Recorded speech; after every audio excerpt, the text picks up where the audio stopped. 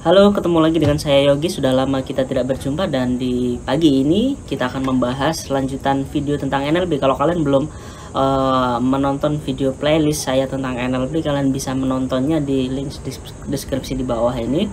Dan kalau kalian belum nonton sih nggak masalah, kalian bisa langsung menonton ini dan memanfaatkan isi video ini. Dan di video ini kita akan membahas tentang framing dalam NLP atau frame ya. Apa itu frame dan lain sebagainya kita akan bahas nanti. Tapi sebelumnya saya ingin menekankan bahwa semua ilmu yang kalian dapatkan dari channel ini saya harapkan digunakan dengan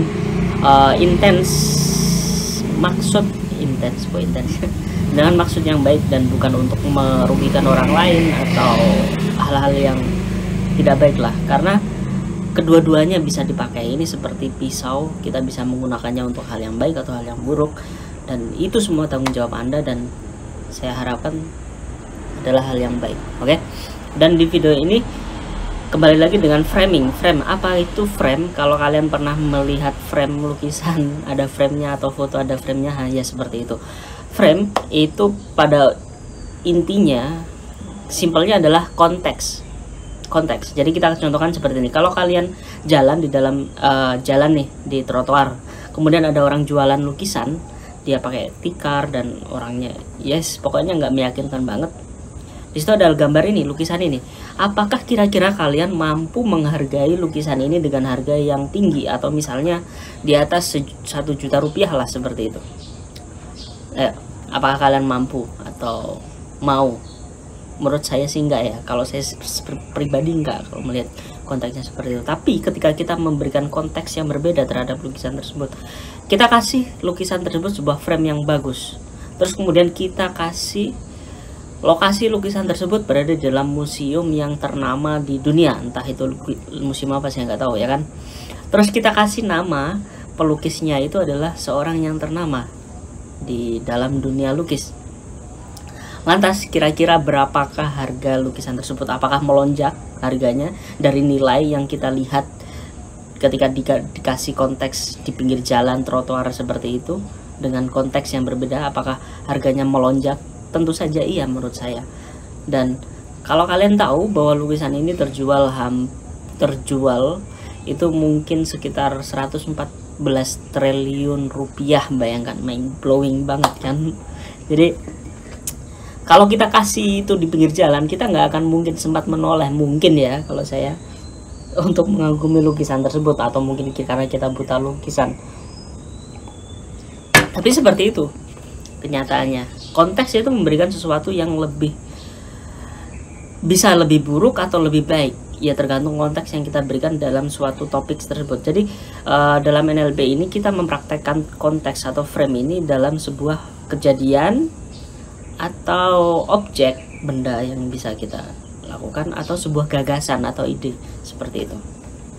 Jadi sebuah event itu kita bisa memberikan frame ke dalam sebuah event tersebut, dan itu bisa mempengaruhi bagaimana kita menginterpretasikan atau mempersepsikan kejadian itu atau objek itu atau gagasan atau sebuah ide. Oke. Dalam NLP ada beberapa jenis frame yang akan kita bahas sekarang. Oke, sekarang kita masuk ke frame yang pertama, yaitu outcome frame atau frame hasil. Ya seperti itulah, kita biar mudah menyebutkannya. Intinya bagaimana kita membuat konteks terhadap suatu hal, kejadian atau ide gagasan itu menurut hasil yang kita inginkan atau hasil yang kita ingin capai. Misalkan kalian jualan bakso, terus kalian ingin sukses. Hasil yang ingin kalian tuju adalah sukses jualan bakso. Jadi kalian memberikan frame dalam pikiran kalian apa yang membuat bakso itu sukses, apa yang membuat warung bakso itu sukses, apa yang harus saya lakukan agar saya sukses jualan bakso, seperti itu.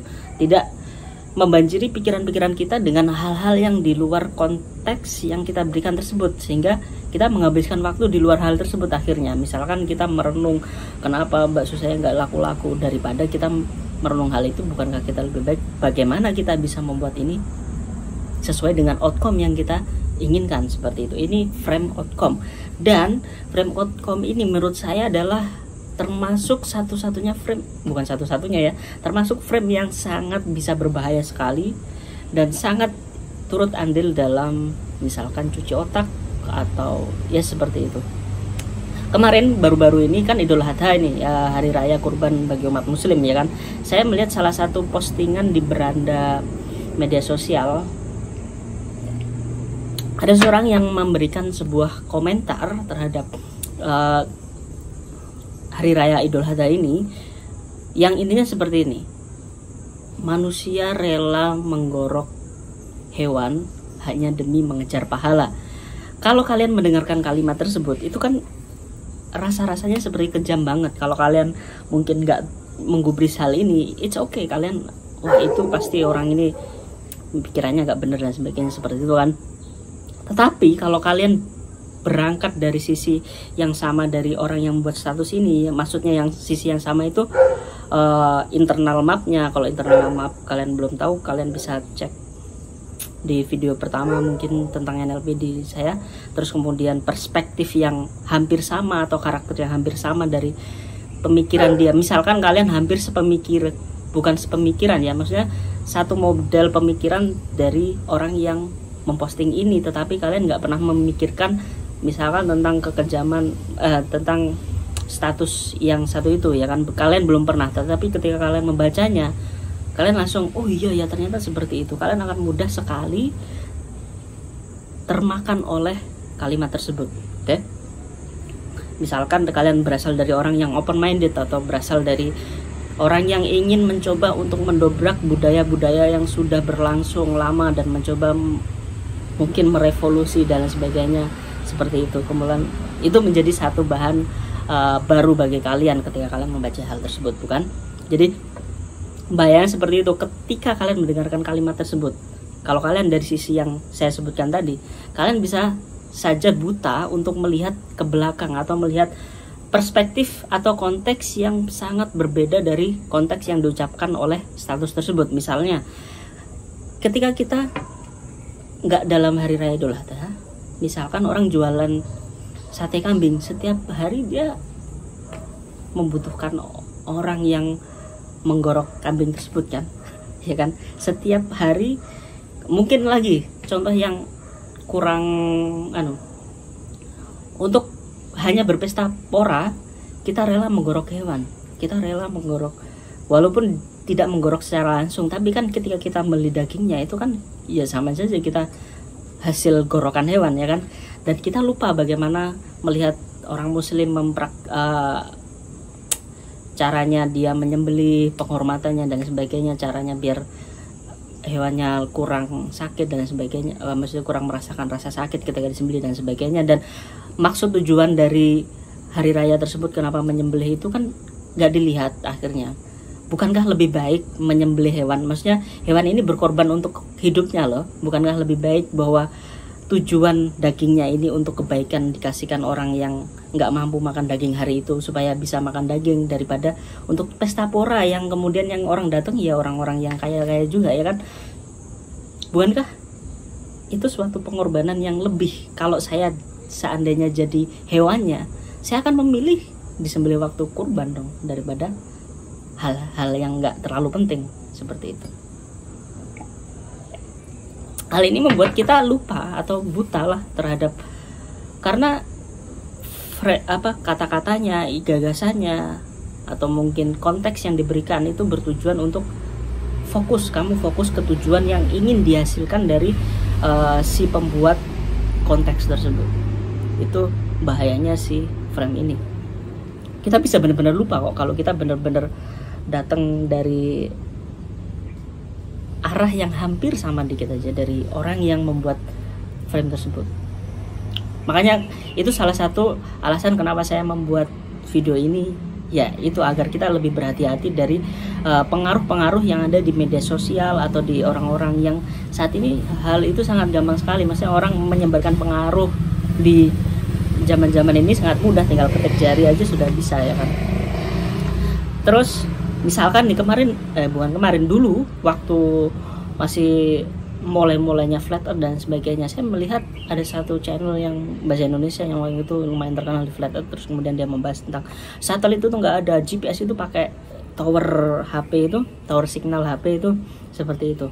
Karena dari penelitiannya dia, statement dari Google bla bla bla bla itu ada yang menyebutkan bahwa GPS itu pakai signal HP tower itulah untuk menentukan lokasi kita.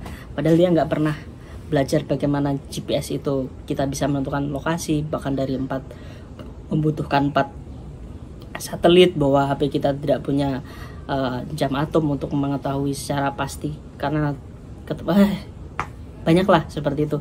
Dan dia nggak tahu bahwa ada AGPS, Assisted GPS, bahwa itu sebenarnya Assisted GPS itu adalah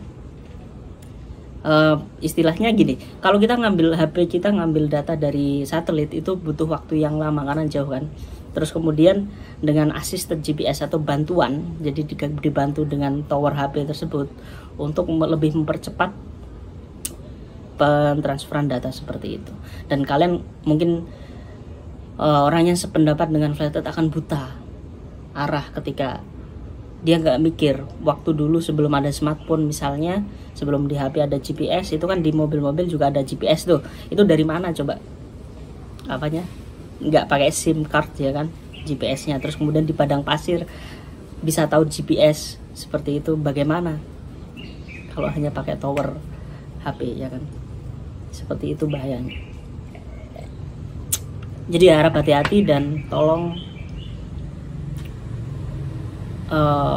ya jangan merugikan orang lain lah. Maksudnya membodohi orang lain itu mungkin menyenangkan, tetapi ya kadang kita nggak tahu hasil yang kita dapatkan. Maksudnya hasil yang kita hasilkan dari ketika kita menipu orang lain, entah sesimpel apapun itu, entah dukun-dukunan dan sebagainya seperti itu kadang berdampak sangat besar ke orang lain. Oke, lanjut ke frame kedua. Frame kedua adalah ekologi frame atau frame ekologi. Ekologi itu kalau lingkungan kita ya kan.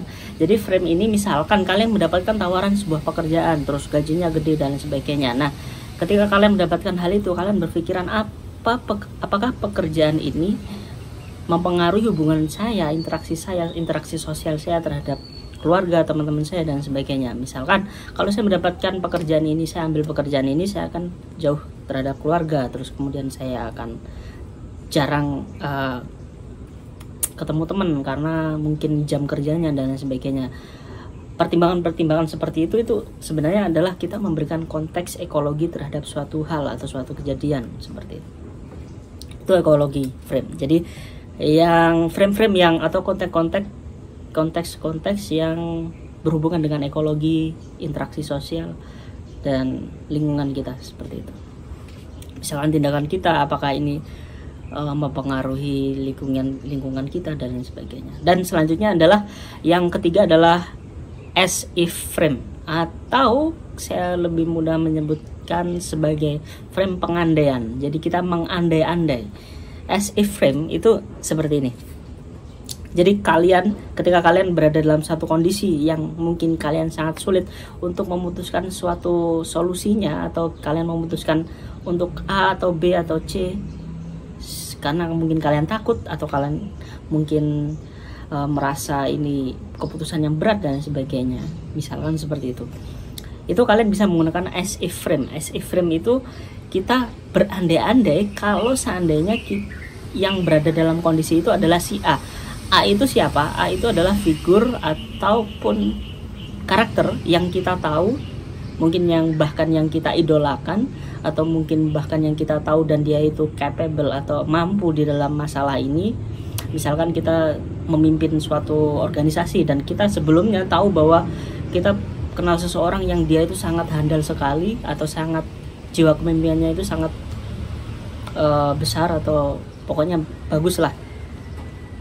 Ketika kita menerima masalah, kita bisa berandai-andai bahwa yang menghadapi masalah itu adalah dia, dan apa yang dia lakukan ketika dia menghadapi masalah itu, apa keputusan yang dia lakukan. Seperti itu as if frame. Jadi ketika kita mengambil keputusan saat berandai-andai itu, secara tidak langsung kita membebankan keputusan tersebut kepada orang itu, sehingga kita akan lebih enteng gitu rasanya untuk memutuskannya kan, seperti itu. Dan secara nggak langsung, karena kita tahu orang yang kita maksudkan tersebut, karakter yang kita ambil tersebut, itu secara nggak langsung otak bawah sadar kita tentunya juga akan mendownload data-data apa sih kemungkinan yang dia lakukan, orang ini lakukan, seperti itu. Oke, selanjutnya adalah frame yang berapa ini ya, keempat ya. Ini adalah backtrack frame atau backtrack, kembali ke jalur, back to track ya kan, kembali ke jalur. Ini seperti ini. Intinya misalnya ketika kalian berada dalam sebuah meeting atau kalian berdiskusi dengan orang lain, itu kan biasanya sangat mudah sekali diskusinya itu lari kemana-mana lah. Ketika kalian ingin menggunakan backtrack ini, kalian bisa memberikan konteks seperti ini. Oke, kembali ke intinya, maksudnya tujuan dari diskusi ini atau target dari meeting ini adalah ini. Kita mengarahkan kembali orang umum ini, teman-teman diskusi kita ini untuk kembali ke tracknya, jadi nggak melebar kemana-mana. Seperti itulah. Terus kemudian ada selanjutnya adalah relevansi frame relevansi atau relevansi frame. Seperti itu. Ini hampir sama dengan backtrack.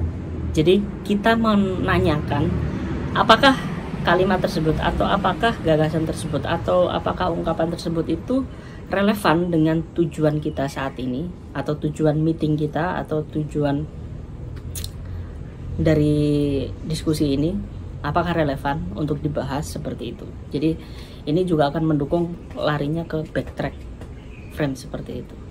Dan walaupun backtrack dan relevansi seperti ini kita bisa gunakan entah dalam meeting atau dalam ketika kita melakukan self talk, atau kemudian kita melakukan perenungan atau berpikir. Biasanya pikiran kita kan juga lari kemana-mana seperti itu. Oke, yang selanjutnya adalah contrast frame. Jadi kalau kalian datang dari arah seorang fotografi, kalian pasti akan sangat familiar dengan nama kontras. Jadi kontras ini, misalkan gambar ini atau video ini, kalau kita kasih kontras, maka perbedaannya yang biasanya agak semu-semu itu ada warna putih sama warna tembok yang kuning. Itu kan yang atas itu kan nggak terlalu kontras. Itu kalau dikontras perbedaannya akan semakin jelas. Jadi intinya kita memberikan konteks perbedaan terhadap suatu hal. Misalnya ketika kita ingin membeli produk A di toko online bla bla sama beli ya pokoknya berapa toko online lah. Jadi kita memberikan konteks perbedaannya, misalkan ongkirnya berapa, terus kemudian harganya berapa, terus kemudian pengirimannya berapa lama, dan lain sebagainya. Kita memberikan opsi-opsi perbedaan-perbedaan, dan akhirnya kita bisa menentukan mana sih yang sebenarnya sangat penting, maksudnya lebih penting didahulukan atau lebih bernilai, akhirnya kelihatan seperti itu. Jadi untuk menentukan suatu hal, menentukan suatu masalah, solusinya seperti itu, kita bisa meningkatkan kontrasnya, meningkatkan perbandingannya. Jadi perbedaannya itu perbandingannya kita tingkatkan. Seperti itu. Terus kemudian ada yang terakhir, itu adalah open frame. Open frame ini mungkin biasanya sering dilakukan di seminar-seminar seperti itu. Tapi menurut saya ini bisa untuk brainstorming ide. Jadi untuk memancing ide lah, seperti itu. Open frame itu seperti ini. Misalkan kalau dalam seminar-seminar biasanya kenalan satu-satu, berdiri satu-satu, perkenalkan nama saya bla bla bla, pekerjaan saya ini, dan sebagainya. Hal-hal umum seperti itu. Nah, dengan open frame ini kita diajarkan untuk bersifat spontan, dan misalkan gini, oke, coba kenalan, namamu siapa, terus kemudian ungkapkan apa yang kamu pikirkan saat ini juga. Dan kita tidak boleh menghakimi, tidak boleh komen terhadap ungkapan tersebut. Apapun yang kamu rasakan, apapun yang ingin kamu ungkapkan seperti itu. Jadi seperti itu open frame. Oke, jadi sekian dari pembahasan kita mengenai framing dalam NLP, dan semoga kalian bisa memanfaatkannya untuk meningkatkan hidup kalian atau kehidupan orang-orang di sekitar kalian. Semoga bisa memecahkan masalah dan jangan membuat masalah atau merugikan orang lain, seperti itu. Sampai ketemu di video saya selanjutnya, dan jangan lupa untuk subscribe. Dan saya punya tulisan juga, kalau kalian lebih suka membaca, ada tulisan mengenai frame ini di blog saya, di linknya ada di bawah. Oke, see you, stay aware, bye.